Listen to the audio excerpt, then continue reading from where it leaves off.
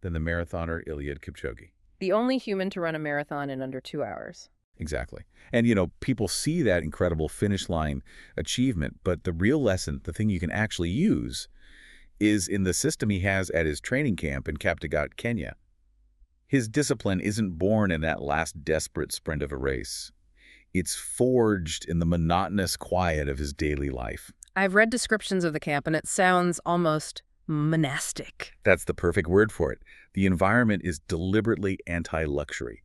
The training groups, they all live together, they train together, they beat together. And they share chores, right? I read they clean the latrines, they wash their own clothes. Yes. The whole setup is built on humility and, crucially, steady ritual. It's wake, train, eat, rest, train, read, sleep, on repeat. Yeah. And that deliberate simplicity just drains the environment of decisions. And that environment is so key because it minimizes the emotional spikes that can lead to, reward-seeking behavior. There's no fame inside the camp, no constant social media validation. And most importantly for our discussion, there is no luxury buffet. There's no spread designed to reward a hard day's effort with hedonic pleasure. And this allows them to embrace something we're calling the unremarkable meal. The unremarkable meal. I love that phrase. It's a masterpiece of design, really, and it perfectly captures what I've read about their consistent, very frugal midday plate. Absolutely. Think about their staple food, ugali. For anyone who doesn't know, it's a dense, thick porridge made from maize flour. It's a carbohydrate anchor. Simple, cheap, effective. And it's served alongside, some simple steamed vegetables, maybe some beans, sometimes a basic sauce or a small piece of chicken. Yeah. It is functionally perfect. It's high in the carbohydrates they need, has fiber, it's locally sourced. But it is simple enough to be completely forgettable. And that forgettability, that's the whole point. That's the entire point. The meal doesn't light up the reward circuitry in your brain. It doesn't create a craving for more. It simply does its job. It delivers the necessary fuel consistently, and then you move on with your day. So the deeper mechanism here is actually pretty profound. Kipchoge's success isn't just about his physical talent. It's about the quiet, daily discipline of removing the daily argument. Yes. We live in a world that is engineered from the ground up to make food a carnival, and he just chooses repetition as his weapon against that. He chooses predictability over stimulation. And this is the core principle that you have to borrow. Default meals beat willpower meals every single time. Because willpower, as we'll discuss more later, is finite. It's a battery that runs down. Exactly. Every time you have to negotiate with yourself, should I eat this? Should I skip this? What sounds good right now? You are spending precious mental energy. Kipchoge is conserving all of that energy for his actual work, which is training. He decided what he was going to eat years ago. Now he just executes the plan. You're just shrinking the openings. You're closing the windows where those hedonic cravings, those, just this once arguments can sneak in. Right. If you have a rotating, known menu of, say, 3 different lunches, your brain doesn't even bother to start the negotiation. It knows the answer is already set. And this ties straight back to that NIH research. If those ultra-processed foods are literally designed to be overconsumed, to be hyper-palatable and irresistible, then relying on your willpower when you're standing in front of them it's just an unwinnable battle. It's an unfair fight. Kipchoge's system preemptively disarms that whole conflict. He minimizes his exposure to that persuasive food environment by defaulting to simple, whole foods. He's balancing the power back in his favor. Function first, taste second. Okay, let's get really concrete here. Let's translate this monastic routine into some tactical takeaways for someone who does not live in a high-altitude training camp in Kenya. Okay, we've pulled 3 main rules from the Kaptagat playbook. The first one is to build a base plate template. You don't have to eat ugali, but you do need a structure. So the structure is the key, not the specific food. A starchy anchor could be rice, potatoes, beans, oats, whatever works for you, plus a big portion of vegetables, plus a reliable protein source. Eggs, fish, chicken, tofu. Exactly. The structure stays the same. You decide on the structure once, then you can just rotate the specific ingredients within that structure for variety. But the negotiation about the type of meal is over. I like that. Okay, what's rule number 2? Time lock your meals. Kipchoge and his team eat at specific, consistent times every day. Eating becomes scheduled refueling, not just reactive grazing whenever you feel a dip. So you're not waiting for the hunger cue, you're preempting it. You're preempting it. If you decide that lunch is at 1:00 p.m. and dinner is at 7:30 p.m., you have eliminated the decision of when to eat. You're not standing there at 11:45 a.m. with your blood sugar starting to dip, trying to decide what to eat based on impulse. The decision is already made. The clock tells you when to fuel. And the third rule. Make repetition a strength. You have to learn to embrace the boredom. The sources suggest that your brain actually stops bargaining when the answer is always the same. So the challenge is pick 2 breakfasts and maybe 3 lunches that you can commit to repeating for 2 solid weeks. Just 2 weeks. That's enough time to break that cycle of novelty seeking. It's enough time to establish a functional default and see how much mental energy you get back. Yeah. In this context, boredom isn't a bug. It's a feature. Boredom is security. It's functional. It's a massive cognitive relief. That focus on structure and repeatable systems is the perfect bridge to our second part. Let's shift from the physical routine of an athlete to the more mental, logistical mindset of an engineer or an astronaut. This is part 2. Eating like mission control. Structure over spontaneity. And for this, we have to look at Scott Kelly's incredible year-long mission on the International Space Station. He launched on March 27, 2015, and spent 340 consecutive days in orbit. In that environment, everything that goes into the human body is reduced purely to physics, to logistics, and to survival. The constraints are they're mind-boggling to think about. All the food is processed and packaged months, sometimes years in advance. It's thermostabilized, freeze-dried, or vacuum-packed. Kelly talks a lot about the total lack of fresh produce. And then there's the biggest constraint of all, physics. The simple act of eating is different. For example, they can't have bread. Right, because of the crumbs. The crumbs, they would just float around and get into all the sensitive electronics, the filters, the computers. It would be a disaster. So the humble tortilla becomes the absolute workhorse of space travel. It really does. Kelly tells these stories about the space taco. Basically, anything you want to eat, you have to put it in a tortilla to contain it. The entire food and hydration system just exists to keep a human body functioning perfectly in an environment where it fundamentally does not belong. There is absolutely no room for error and certainly no room for improvisation. And because of that, NASA leaves nothing to chance, nothing to impulse. They don't just hope that Scott Kelly is adequately hydrated. They specify precise requirements. This isn't like your typical flexible diet advice. This is operational engineering. We're talking about explicit, non-negotiable guidance. Yeah. For hydration, for example, the rule was 32 milliliters of fluid per kilogram of body mass per day. So for a man of his size, that's at least, what, 2.5 liters? At least 2,500 milliliters per day minimum. They weren't just told, hey, remember to drink enough water. They were given a specific fluid budget that had to be met. And that level of measured specificity is the power that you can borrow for your own planning. It turns a vague goal like stay hydrated into a non-negotiable operational metric. But the best part of the Scott Kelly story for me is what happens to your brain when choice is so constrained and function is so prioritized. The brain just recalibrates. It's amazing. His intense excitement when he finally got back to Earth, it wasn't for a fancy steak or some decadent chocolate cake. It was for a real salad. A salad. Think about that. The same person who adapted to eating freeze-dried eggs and rehydrated shrimp from a pouch is genuinely, profoundly thrilled by raw lettuce and a fresh tomato. It shows that the taste chase, that hedonic hunger we talked about, it completely lost its grip on him. His environment only delivered basic, consistent, functional nutrition. And so his baseline for what constitutes a pleasure just reset all the way back down to simple, real food. And you don't need to spend a year in orbit to get some of that benefit. You just need to borrow the mission control mindset. And that mindset really centers on one thing: combating decision fatigue. It's about stopping this habit of improvisational eating. If you truly want to eat for fuel, you have to stop treating every meal like it's some kind of improvisational art project that you have to design from scratch 3 times a day. That constant decision-making, what sounds good right now? What should I buy for dinner? What's nearby and fast? It actively depletes your mental energy. There's so much research that connects a depleted mental energy directly to more impulsive, less health-conscious choices. It's decision fatigue in action. You spend your entire cognitive budget on complex problems at work, or dealing with your kids, or just navigating a commute. Right, which means your dinner decision becomes a negotiation with your lowest bandwidth self. You spent all day making trade-offs and analyzing data, and by 7 p.m., your impulse control defenses are just shot. You're completely vulnerable to the easiest, most hyper-palatable option available. So the mission control mindset flips this completely. It recognizes that constraints are actually a form of freedom. Yes, they remove the constant noise of choice.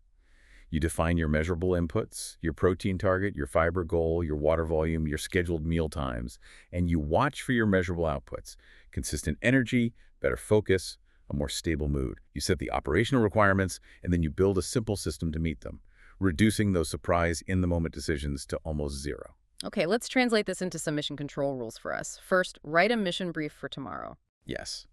Every evening, define maybe 3 non-negotiable operational requirements for the next day. A protein minimum for the day, say 100 grams. A produce target, like eat 2 handfuls of dark leafy greens. And a water target defined by volume and time. Drink 2 liters by 6 p.m. And you have to treat these like non-negotiable operations. You don't wake up and ask yourself if you should hit your hydration goal. You just execute the mission brief, just like NASA requires 32 milliliter per kilogram of fluid. Exactly. The decision is already made. The second rule is that you need to pre-pack like you're going on an extravehicular activity, a spacewalk. Meaning the decision has to be answered long before the moment of hunger actually arrives. Long before. Portion out tomorrow's lunch tonight. Borrow that tortilla logic from the ISS. Pick foods that are easy to assemble and hard to mess up. Think simple bowls, pre-chopped ingredients, or, yes, wraps and tortillas. Every single step you can remove from the preparation process eliminates a potential failure point that decision fatigue or hedonic hunger could exploit. You assemble the meal when you are calm and rested, so you can just execute and eat it when you are tired and hungry. That's the whole game. And finally, you have to protect your evenings from decision fatigue.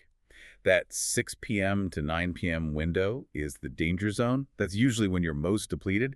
You cannot afford to improvise dinner then. So you either decide what's for dinner earlier in the day, at lunch, or even in the morning, or you use a rotating menu of 3 or 4 zero-effort default meals that you always have the ingredients for. So that when you arrive home exhausted, the decision is already made.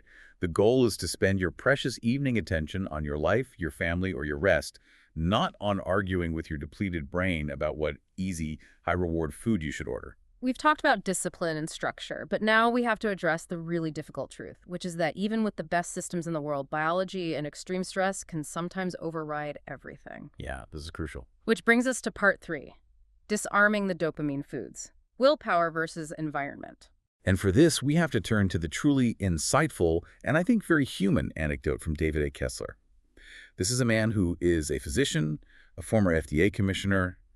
He has immense knowledge of public health and nutrition.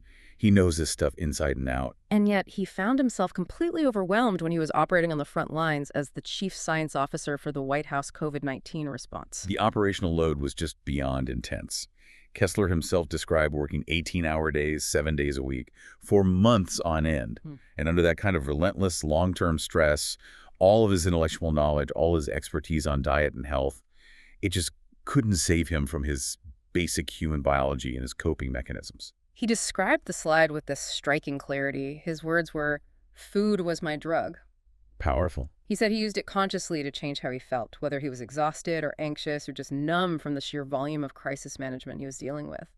And when he finally stepped down from that full-time role in 2023, he calculated that he'd gained about 40 pounds. He was just over 200 pounds at his heaviest. That story is such a tough but necessary reminder. Because if someone with that level of knowledge, that level of expertise, struggles so much under extreme pressure, what hope do the rest of us have when we're just facing, a busy Tuesday at the office? Exactly. This is the hinge moment for the rest of us. It demonstrates that the core problem isn't ignorance. It's not a moral failing. It's exposure to a certain type of food environment, intersecting with stress and our fundamental human biology. It completely reframes the entire discussion. Reward-driven eating isn't a character flaw. It's a predictable physiological response to high stress, especially when it's paired with easy, frictionless access to hyperpalatable foods. Kessler's story is a perfect clinical illustration of how stress just demolishes your cognitive resources. And those resources are exactly what you need to resist temptation. And his later experience provided even more evidence that this is a biological problem, not a moral one. After he managed to get the stress load under control, he shifted his focus to weight management, and that included using GLP-1 medications. Right, the so-called Ozempic class of drugs. And he noted that once he started the medication, the cravings for that classic pleasure, trio fat, salt, sugar, that mostly disappeared. He started eating smaller portions. He said he started eating vegetables for the first time and described a total change in how his brain perceived food. That is the ultimate proof that the problem lies in the volume of the reward signal being sent by the food, Hmm. not in the moral strength of the individual receiving the signal. The medicine changed the biological response. It quieted that taste chase, and all of a sudden the boring, functional foods became appealing again. Which helps us understand the pure physics of what we're all up against. And that is the concept of hyperpalatability. We mentioned this earlier, but it deserves its own focus. Hyperpalatable foods are engineered deliberately to be irresistible. They pair nutrients in these very specific reward-maximizing ratios. It's usually fat plus salt, fat plus sugar, or carbs plus salt. And these combinations are designed to bypass your natural satiety signals and just drive overconsumption. This brings us right back to that NIH randomized trial, the processing trap. Yes. Despite having the same nutrients on paper, the participants on the ultra-processed diet ate about 500 extra calories a day and gained weight. The food itself is the independent variable. The food changed their internal behavior. They were bad people. They were eating food that was designed from the ground up to short-circuit their self-control. So if that's the case, the strategy against these dopamine foods cannot be to rely on willpower.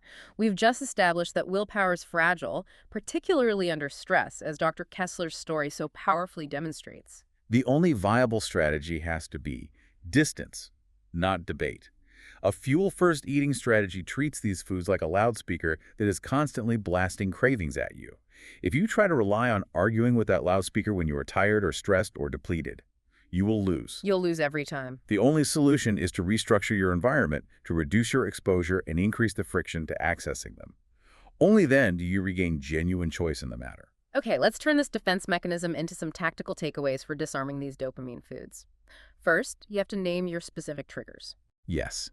You have to be honest with yourself. Identify the 3 to 5 items that, for you personally, reliably turn, I'll just have a serving, into, oh no, I just ate the whole package and now I feel terrible. We all have them. We all have them. Those are your personal dopamine foods, and you have to treat them not as everyday snacks, but as special occasion items. Or, even better, just keep them out of the house completely. They're too powerful for routine, daily exposure. And that leads to the second rule. Yeah. Use distance, not debate. This is just non-negotiable. It has to be. If you keep those trigger foods readily available in your home, in the pantry, in the freezer, you are actively choosing to debate them in your most depleted state every single night. Get them out of your sight, or even better, just get them out of your house altogether. The goal is to build in friction. Yes.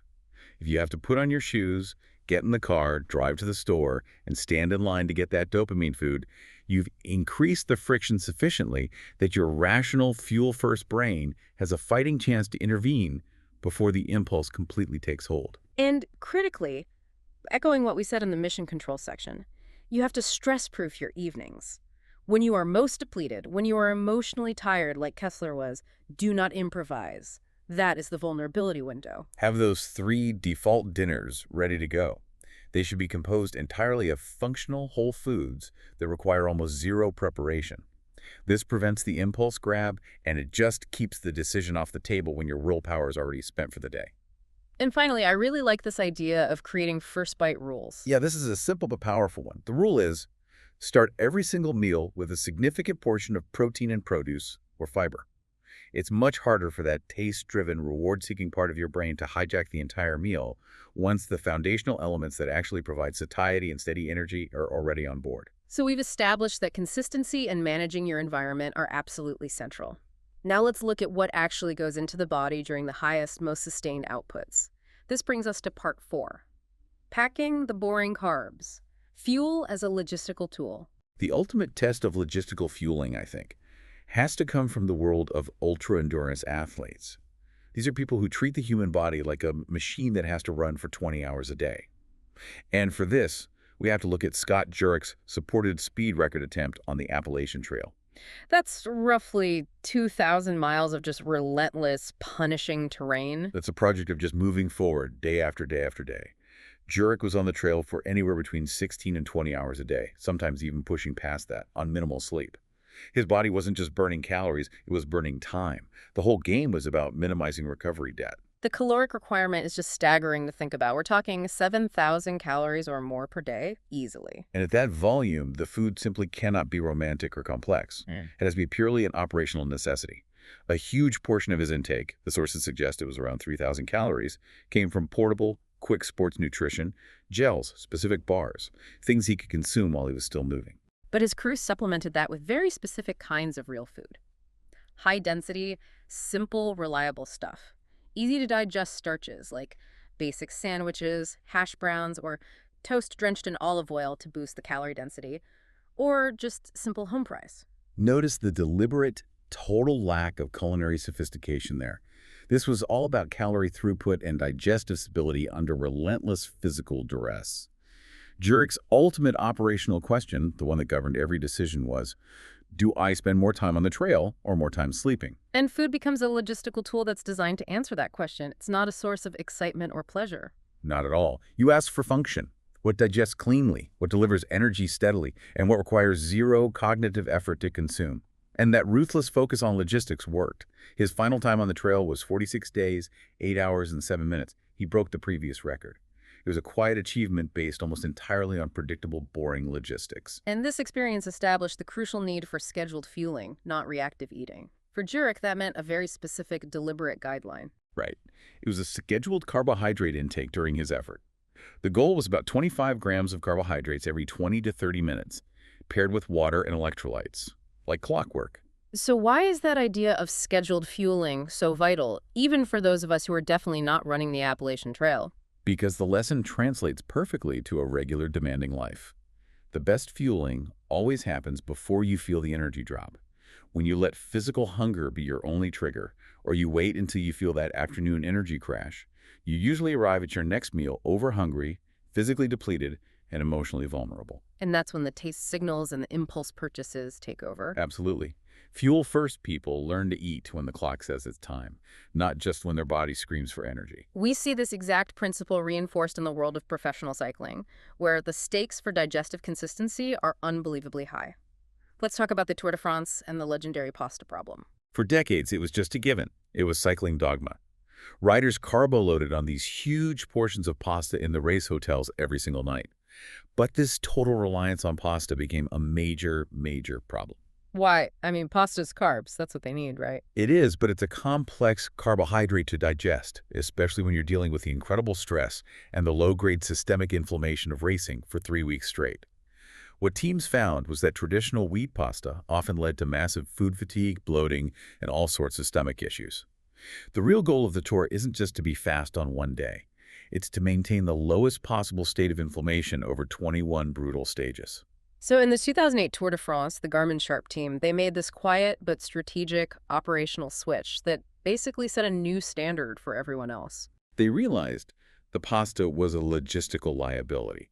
So they asked their chef, Willie, to move away from wheat products. They started preparing rice as the primary carbohydrate anchor for the evening meals.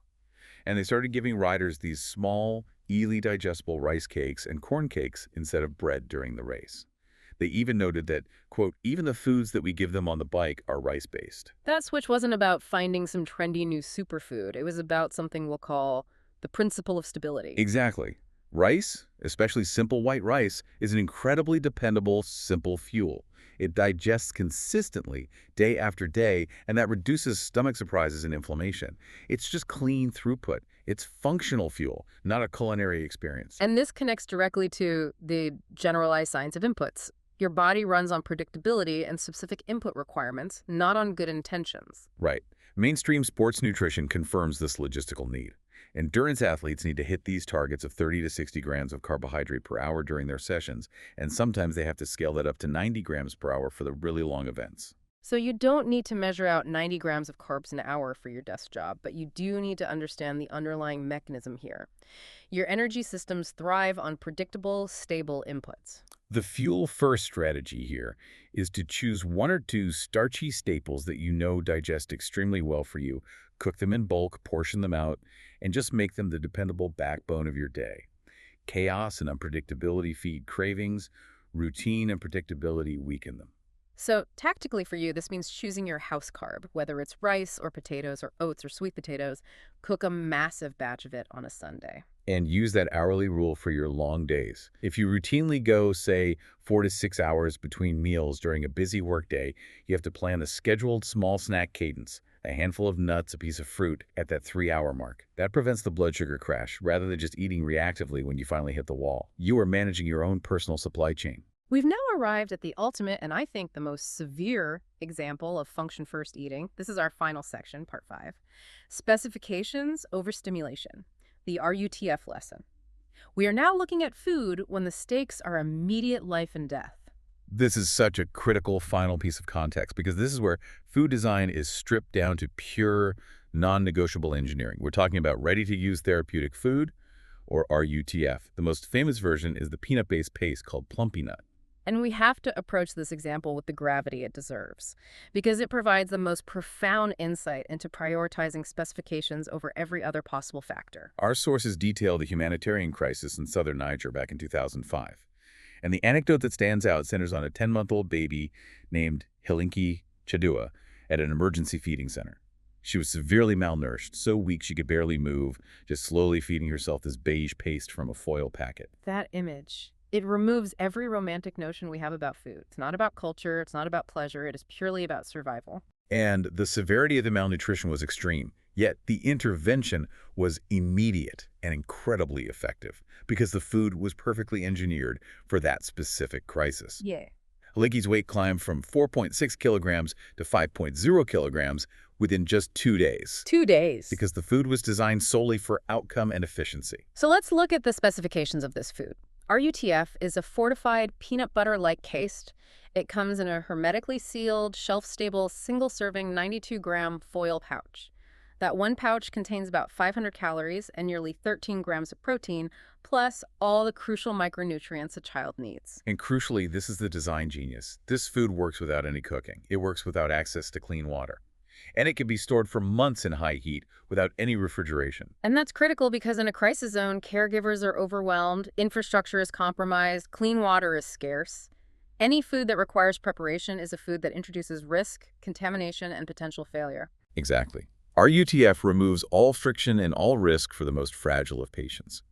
As the researchers in the field have noted, the entire focus is on safety, efficacy, and ease of use, not on stimulation, not on sensory delight.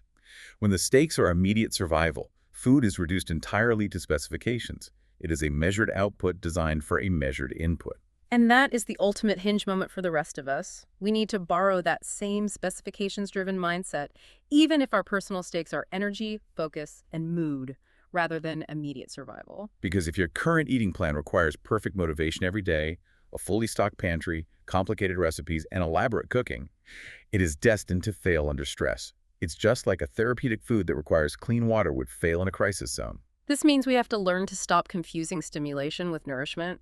Our daily food environment is so overloaded with stimulation, hyperpalatable flavor bombs, novelty, beautiful presentation on social media, and we constantly confuse that momentary reward surge with actual sustained energy or focus. We mistake that immediate dopamine hit for long-term nourishment. Yeah. And they are not the same thing. So the RUTF lesson isn't go eat paste. No. The lesson is that fuel-first systems win because they are designed for reality. They anticipate the failure modes. They plan for when you're tired and busy and emotional. We need a system that makes the right functional choice completely frictionless. Okay, let's apply these specifications to our everyday lives. Final takeaways. First, write your own spec sheet. For 1 week, just for 1 week, define your food as a series of non-negotiables. This is your personal rations plan. For example, protein at each meal with a minimum gram target, a fruit or vegetable at each meal, period.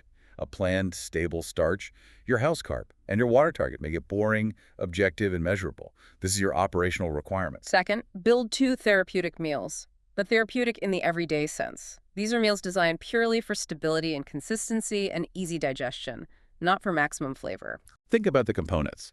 It could be as simple as oats with milk, a sliced banana, and some nuts. It's complete, it's stable, it's quick.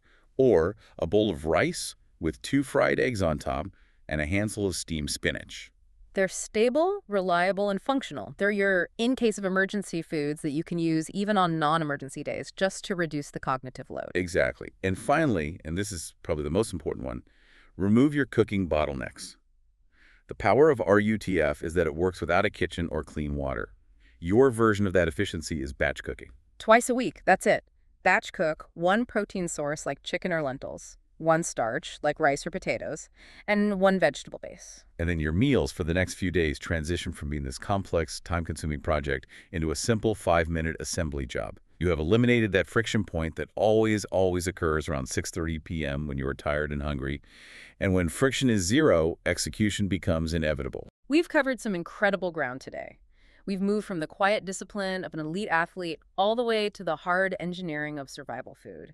We started with Eliud Kipchoge, and we learned how repetition conserves that critical decision energy and establishes a functional baseline. Then we moved into the logistical mindset of Scott Kelly in space, which proved that hard constraints can actually lead to freedom and allow your brain to reset its baseline pleasure levels. We had that very human, very important check-in with Dr. David Kessler, which forced us to recognize that willpower is hopelessly fragile when it's faced with extreme stress and foods that are designed to trigger that 500-calorie processing trap. The solution there is distance, not debate. And finally, we learned the power of boring, predictable fuel from Scott Jurek in the Tour de France, where stability is what prevents the performance crash, and the ultimate necessity of specifications from that RUTF lesson. The core synthesis here is really clear. Willpower is fragile, but systems are strong. You cannot win a debate against a food that is designed to make you overconsume it, especially when you are already depleted from your day. Eating for fuel is ultimately about designing an environment where the functional choice is the easy choice. That's the whole thing. It means reducing friction. It means establishing non-negotiable specifications for yourself. And it means systematically silencing the loudest, most persuasive signals from that hedonic hunger system. You have to decide your fuel strategy when you are calm and rested, so you can execute it without thinking when you are tired. So here is our final provocative thought for you to carry forward, drawn directly from the experience of all these people operating at the absolute limits of human performance. It's this: don't eat when you feel like it. Eat when the clock says fuel, and let your life run smoother than your cravings.